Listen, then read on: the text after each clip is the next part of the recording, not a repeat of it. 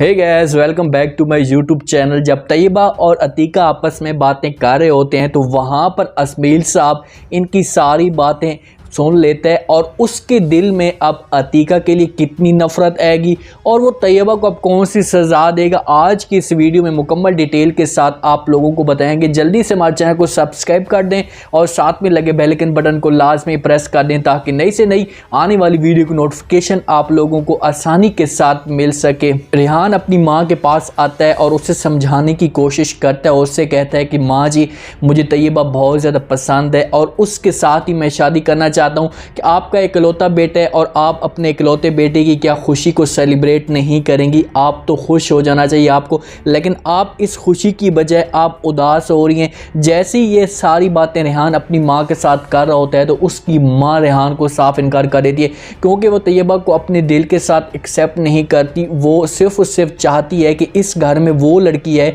जो इस घर को संवार ले, जो हमारे घर में भूख है और वो भूख हमेशा के लिए ख़त्म हो जाए। मतलब कि कोई अमीरजादी लड़की है, लेकिन रेहान सिर्फ और सिर्फ शादी करना चाहता है तो तैयबा के साथ करता है। उसका जो वालिद होता है वो रेहान की फेवर में होता है कि रेहान जिस लड़की के साथ मोहब्बत करता है वो लड़की रेहान को मिल जाए, लेकिन इसकी माँ इससे साफ इनकार कर देती है और उससे कहती है कि नहीं बेटा, चाहे जो कुछ भी हो जाए, आपकी शादी तैयबा के साथ मैं हरगिज़ भी नहीं करने दूंगी। अतीका ने अपनी फुप्पो की इतनी ज़्यादा इंसल्ट की और उसे इस घर में इस हिसाब से तंग किया कि वो ये घर छोड़कर हमेशा के लिए चली गई है। अस्मील साहब को इस बात का जो होता है अच्छा नहीं लगता। वो इस बात को दिल के साथ सही नहीं समझता कि मेरी फुप्पो इस घर में रहे, क्योंकि वो उसे अल्लाह वाली समझती है। वहाँ पर अतीका नमाज़ पढ़ रही होती है तो उसके पास आकर अस्मील साहब बैठ जाता है और उससे कहता है कि जब इस घर से अल्लाह वाले चले जाएँ तो इस घर से बरकतें जो होती हैं वो हमेशा के लिए ख़त्म हो जाती हैं। मतलब कि बरकतें यहाँ पर आती नहीं हैं। तो अतीका ये बात सुनती है तो उसे फ़ौरन जवाब दे देती है। उससे कहती है कि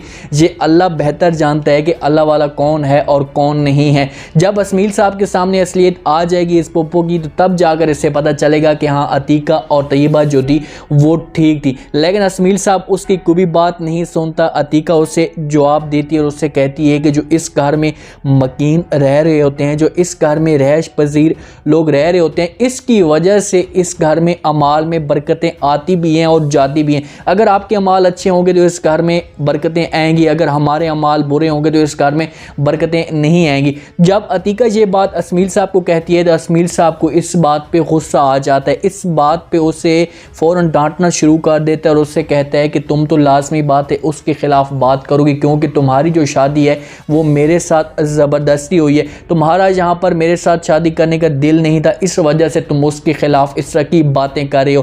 तो वहाँ पर अतीका ऐसे समझाने की कोशिश करती है, उससे कहती कि ऐसा कुछ भी नहीं है, मैं सिर्फ और सिर्फ तुम्हें बात सही कर रही हूँ, जो बात मेरे दिल में थी आपको बात मैंने कह दी है। लेकिन अस्मील साहब जब ये चाहता है कि इस घर में अगर कोई रहेगी तो फुप्पो भी इस घर में रहेगी, अतीका को वो बार बार ताने देना शुरू कर देता है, क्योंकि उसकी फुप्पो जब अस्मील साहब को ये बात कहकर जाती है कि ये लड़की आपके साथ शादी नहीं करना चाहती थी, मैंने ज़बरदस्ती इसकी शादी आपके साथ करवाई है। तो उस दिन से अस्मील साहब के जहन में है अतीका के लिए नफरत आना शुरू हो चुकी है। रेहान और तैयबा की आपस में मुलाकात होती है। जैसी रेहान तैयबा को देखता है तो उसके पास आता है और उससे कहता है कि पहले तो तुम्हारी माँ थी जो तुम्हारी सैड कर रही थी, शब्बो के साथ तुम्हारी शादी रोकने से इनकार कर रही थी, अब अतीका आ चुकी है तो लाजमी बात है ये तुम्हारी शादी हर सूरत में शब्बो के साथ करवाएगी और तुम्हें मुझसे दूर कर लेगी, तुम्हारा वालिद भी तुमसे छीन लेगी। जैसी ये बात तैयबा सुनती है तो फ़ौरन रेहान को साफ इनकार कर देती है।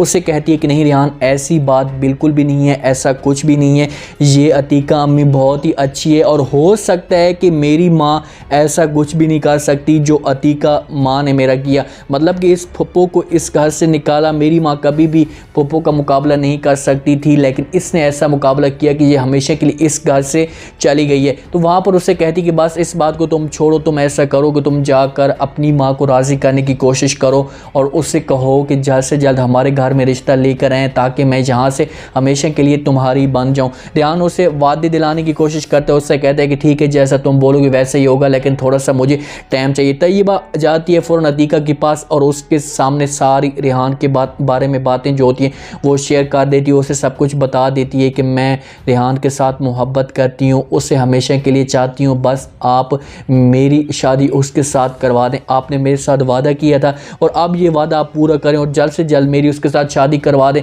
वहाँ पर अतीका उसे समझाने की कोशिश करती है, उससे कहती है अच्छा ठीक है, मैं तुम्हारे पापा के साथ जाकर बात करूँगी। अतीका पूरी फेवर कर रही होती है तैयबा की। जब तैयबा इसकी बात इसके साथ कर रही होती है रेहान की, तैयबा का मुंह अतीका की तरफ होता है और अतीका का जो मुंह होता है वो दरवाजे की तरफ होता है। जैसे ही तैयबा अस्मील साहब को जब अतीका देखती है तो उसके पाँव ज़मीन निकल जाती है।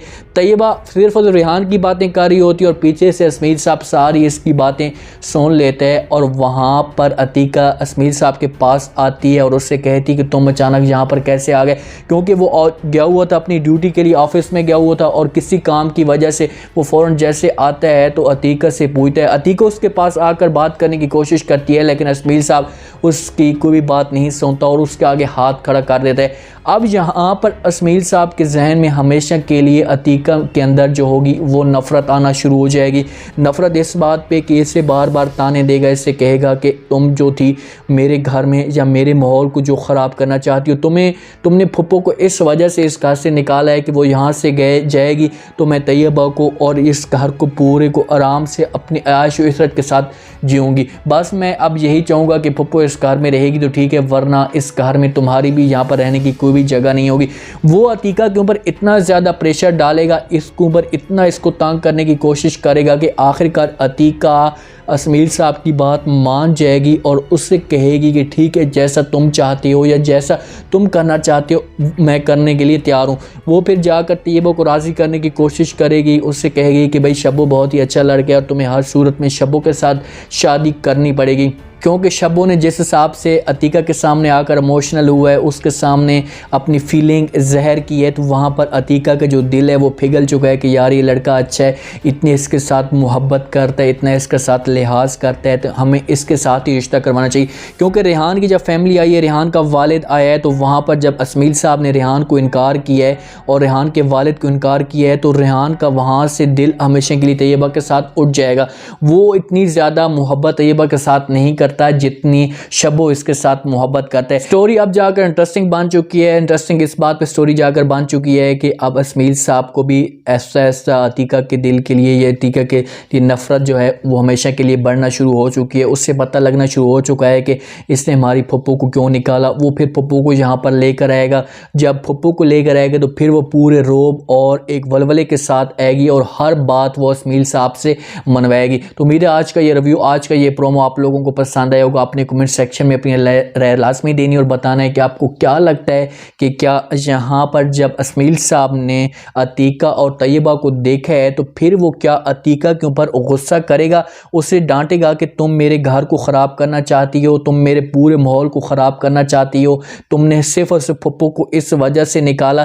तो यहाँ पर फिर अतीका का रिएक्शन अस्मील साहब के साथ क्या आएगा, तो आपने कमेंट सेक्शन में अपनी लाजमी दें। चैनल को लाइक सब्सक्राइब लाजमी दें।